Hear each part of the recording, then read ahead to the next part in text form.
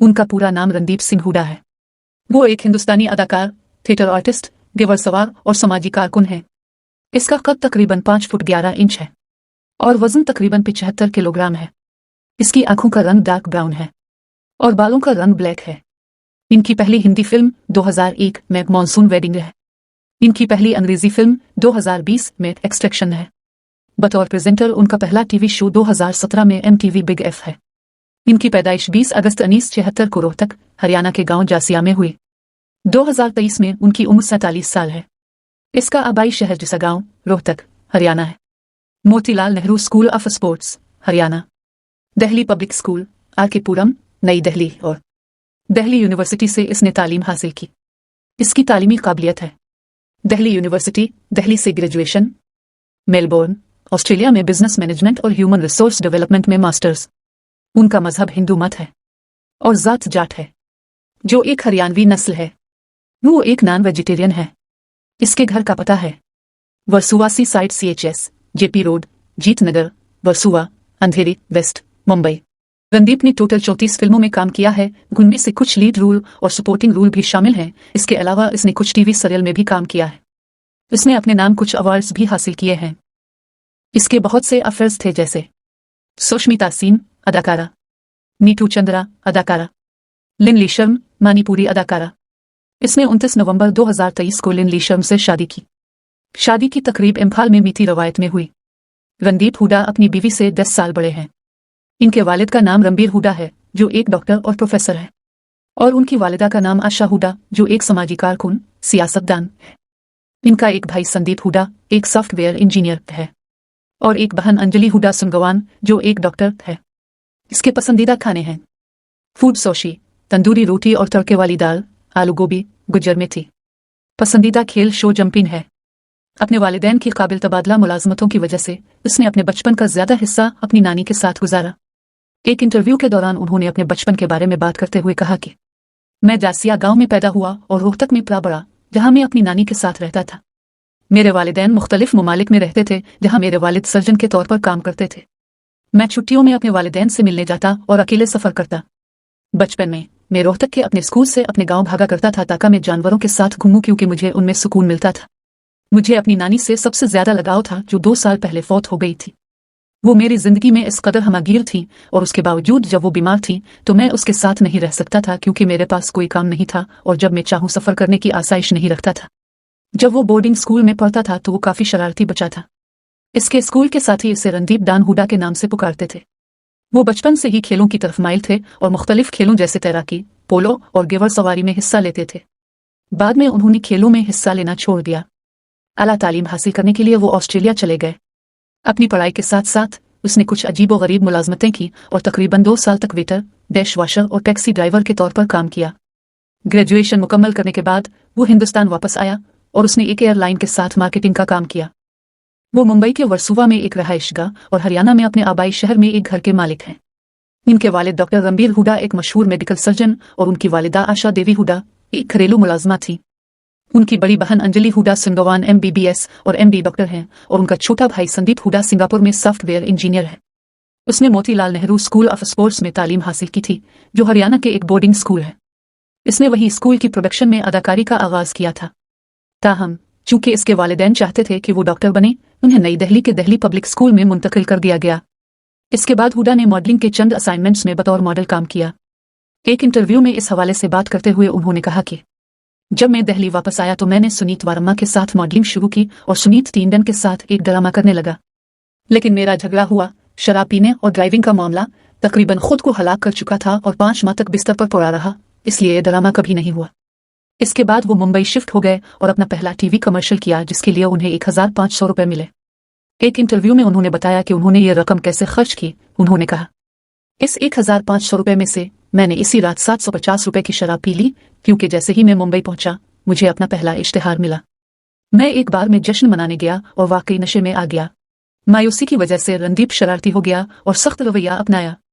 शराब नोशी और सिगरेट नोशी से लेकर बैंकिंग क्लासेस और डेटिंग तक इसने ये सब किया। एक बार रणदीप को अपने एक दोस्त का फोन आया, जिसने उनसे हिंदी फिल्म मॉनसून वेडिंग 2001 के लिए ऑडिशन देने को कहा। इसके लिए उन्होंने ऑडिशन दिया और उन्हें फिल्म में मुआविन किरदार मिला। अपनी पहली फिल्म के बाद उन्हें कई फिल्मों की ऑफर्स मिलने लगे, लेकिन उन्होंने उनसे इनकार कर दिया क्योंकि भारतीय फिल्मसाज राम गोपाल वर्मा ने उन्हें अपनी बॉलीवुड फिल्म एक में मरकजी किरदार देने का वादा किया था।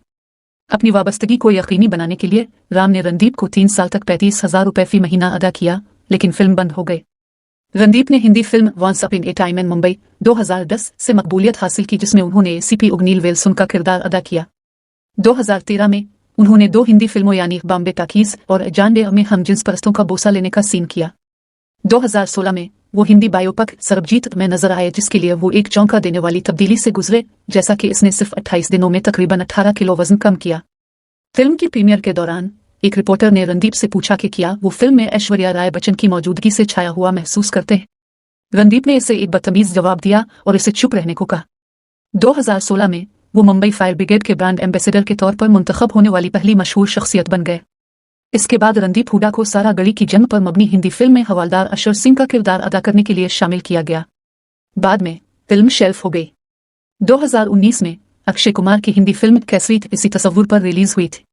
एक इंटरव्यू में जब रणदीप से इस पर तबसरा करने को कहा गया, जिसने कहा, यह तकलीफदेह है कि सामीन ये नहीं देख सके कि कहानी के ज्यादा हकीकी जज्बात के साथ शायद इससे ज्यादा मुस्तनद वर्जन किया होता। इसके अलावा अब आगे बढ़ना सीखते हैं।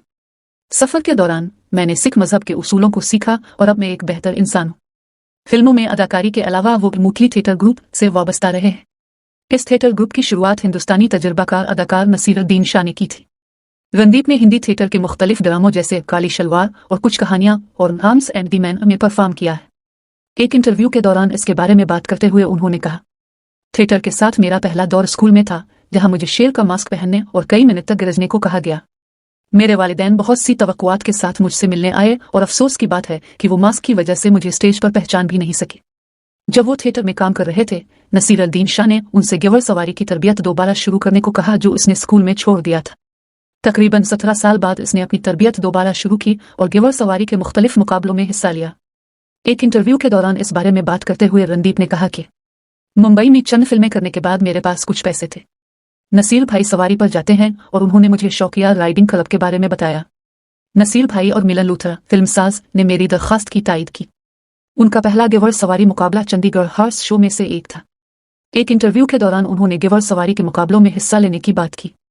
जिसने कहा, मैंने चंडीगढ़ हॉर्स शो से आगाज किया और फिर बंगलुरु, कोलकाता, दिल्ली और मुंबई में मुकाबला किया। ये रेस के घोड़े नहीं बल्कि दिखावे के घोड़े हैं। अपने पहले मुकाबले में मैंने रांझी पर सवारी की, जिसने जब छलांग लगानी थी तो भागने की बुरी आदत पैदा कर ली थी। इसके पास रांझी, ड्रीम गर्ल और जानी वाकर के नाम से 8 से ज्यादा घोड़े हैं। एक इंटरव्यू में उन्होंने अपने घोड़ों के बारे में बात की। जिसने कहा, जब मैं घोड़े पर सवार हूं तो मैं दुनिया को भूल जाता हूं। मेरा हर घोड़ा इंसान की तरह अच्छा है। वो रॉयल रूस्टर के नाम से पोलो टीम के मालिक हैं, जिसका आगाज उसने 2014 में किया था। 2022 तक वो घुड़सवारी, पोलो और शो जंपिंग में मुकाबला करने वाले वाहिद हिंदुस्तानी अदाकार हैं। उसने गेवर सवारी की तरबियत कर्नल एस सहलूत, शो जंपिंग और ब्रिगेडियर बिशनवई ड्रेसेज के तहत की। रणदीप ने बतौर सहाफ़ी भी काम किया है। 2009 में उन्होंने बतौर मेहमान मुआविन के तौर पर गांधी स्क्रिप्ट के नाम से एशियाई नामा निगाह के एक कॉलम के लिए काम किया। 2011 में उन्होंने टाइम्स ऑफ इंडिया के लिए बतौर बलागर काम किया। उनका एक बलाग ऑस्ट्रेलिया में हिंदुस्तानियों के खिलाफ नस्ल परस्ती, ऑस्ट्रेलिया में हिंदुस्तानियों को दरपेश तशद्दुद पर मबनी था। हुडा मुख्तलिफ समाजी खिदमात से वाबस्ता रहे हैं। उन्होंने सितंबर 2010 में एक चैरिटी फैशन शो के लिए रैंप पर वॉक की। 2012 में इसने इम्तियाज अली, राहुल बोस, महेश भूपति और निशिकांत कामत जैसी दीगर हिंदुस्तानी मशहूर शख्सियात के साथ इंसदाद खुदकुशी के अक़दाम से मुंसलिक किया। 2018 में उसने केरला के सैलाब से बच जाने वालों को मदद फराहम करने के लिए हिंदुस्तानी NGO खालसा एड ग्रुप की मदद की। उसने 2020 और 2021 में कोरोना वायरस की वबा के दौरान ज़रूरतमंद लोगों की मदद भी की। 2010 में वो टाइम्स ऑफ इंडिया की सबसे ज्यादा मतलूबा मर्दों की सालाना फहरिस्त में 2100 नंबर पर थे। 2011 में रणदीप दुनिया के 20 पुरकशिश तरीन मर्दों की फहरिस्त में 7वें नंबर पर थे। यह फहरिस्त इंटरनेट मूवी डेटाबेस IMDb ने एक आलमी ऑनलाइन सर्वे के बाद शाये की है। रणदीप और सुष्मिता सेन ने डेटिंग की, लेकिन चंद साल बाद उनका रिश्ता टूट गया। उनका ताल्लुक नीतू चंद्रा और अदिति राव हैदरी जैसी दीगर अदाकाराओं से भी था। रणदीप नसीरुद्दीन शाह को अपना मुर्शिद मानते हैं। उसने एक बार कहा, वो एक प्रवक्ता है और कोई ऐसा शख्स है जिसने मुझे बतौर अदाकार परवरिश करने में मदद की है। जरूरी नहीं कि मेरा करियर हो बल्कि मेरा हुनर हो। वो भी वही है जिसने अदाकारी की दुनिया में मेरी आंखें खोली। रणदीप ने भारतीय अदाकारा सुष्मिता सेन और नीतू चंद्रा को डेट किया है। एक इंटरव्यू में इनसे दोनों अदाकारों के साथ उनके ब्रेकअप के बारे में पूछा गया। सुष्मिता सेन के साथ अपने ब्रेकअप के बारे में बात करते हुए उन्होंने कहा, 3 साल से ज्यादा अरसे तक इसके साथ मेरे ताल्लुकात का सबसे बड़ा हिस्सा इसकी बेटी रीनी के साथ मेरा रिश्ता था।